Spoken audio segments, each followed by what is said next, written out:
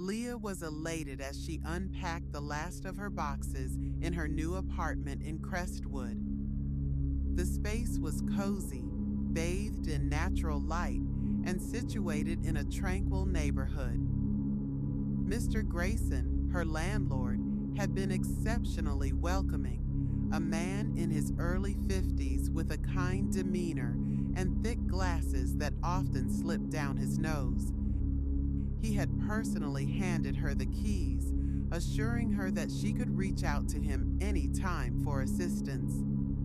In the initial days, Leah felt a sense of peace settling into her new home. She arranged her books meticulously on the shelves, placed her favorite mug, a blue ceramic one, on the kitchen counter, and hung a delicate silver necklace, a family heirloom, on a stand in her bedroom.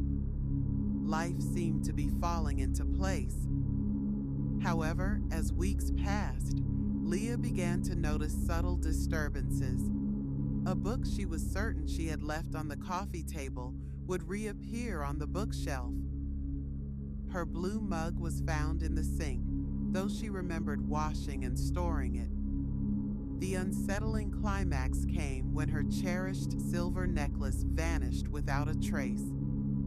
Perplexed and slightly anxious, Leah wondered if the stress of moving was causing her to be forgetful.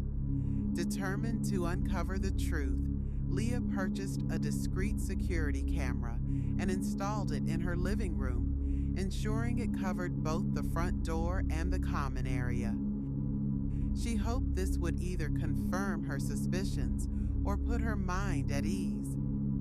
A few nights later, unable to shake off the growing unease, Leah decided to sleep on the living room couch. The soft hum of the city outside lulled her into a light sleep.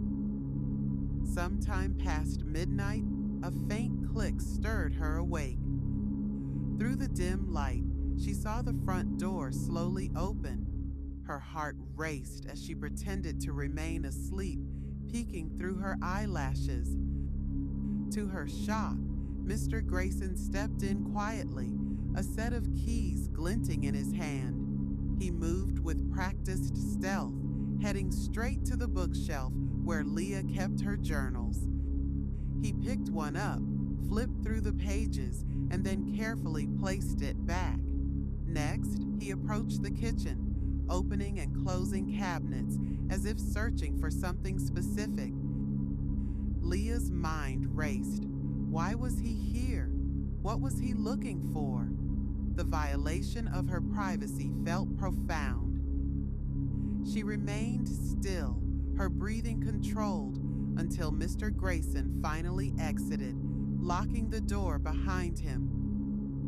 The following morning, Leah retrieved the camera footage, her hands trembling. The video confirmed her harrowing experience. Mr. Grayson had entered her apartment without notice or permission. Armed with this evidence, Leah decided to confront him. She approached Mr. Grayson's office, the footage loaded on her phone. Taking a deep breath, she knocked on the door.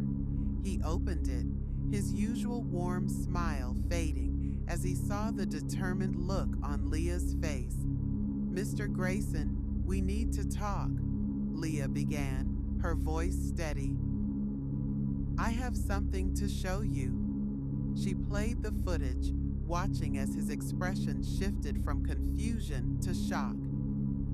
He stammered, searching for words, but Leah raised a hand to stop him. "Entering my apartment without permission is a serious violation of my privacy and trust," she said firmly.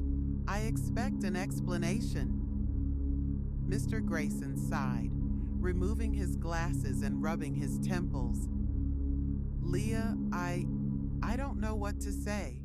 I thought I was being helpful, checking on things while you were out. But I see now how wrong I was.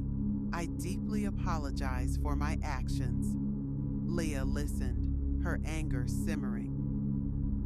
"Apologies are a start, but trust once broken is hard to rebuild. I need assurances that this will never happen again." Mr. Grayson nodded vigorously. "I promise, Leah, it will never happen again. I'll provide written notice for any future entries, as required by law. Please, give me a chance to make this right." Leah considered his words, the sincerity in his eyes.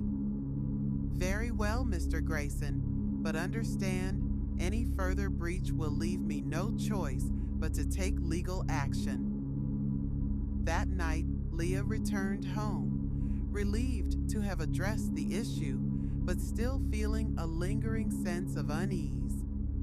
She double-checked the locks on her door and windows, then crawled into bed, her camera set up in case anything happened. At around 2 a.m., the faint creak of her bedroom door woke her. Her camera should have alerted her to movement, but her phone was silent. She grabbed it from the nightstand and opened the live feed. The screen was black. The faint shuffle of footsteps grew louder. Leah turned on the bedside lamp and screamed. Mr. Grayson stood in the corner of her room, his glasses glinting in the dim light. But something was wrong. His face was blank, his expression unnervingly empty. "I told you," he whispered, his voice low and distant. "You can't leave. You're mine now." Leah scrambled to get out of bed, but the door slammed shut on its own. The room grew cold as Mr. Grayson's figure seemed to distort. "You shouldn't have looked," he said, his voice echoing unnaturally. "Now, you belong to the house." Leah's screams were cut short as the lights flickered and went out. The camera on her phone blinked back to life, showing her empty bedroom. The footage ended with a final frame. Leah standing motionless, staring at the camera with eyes that weren't her own.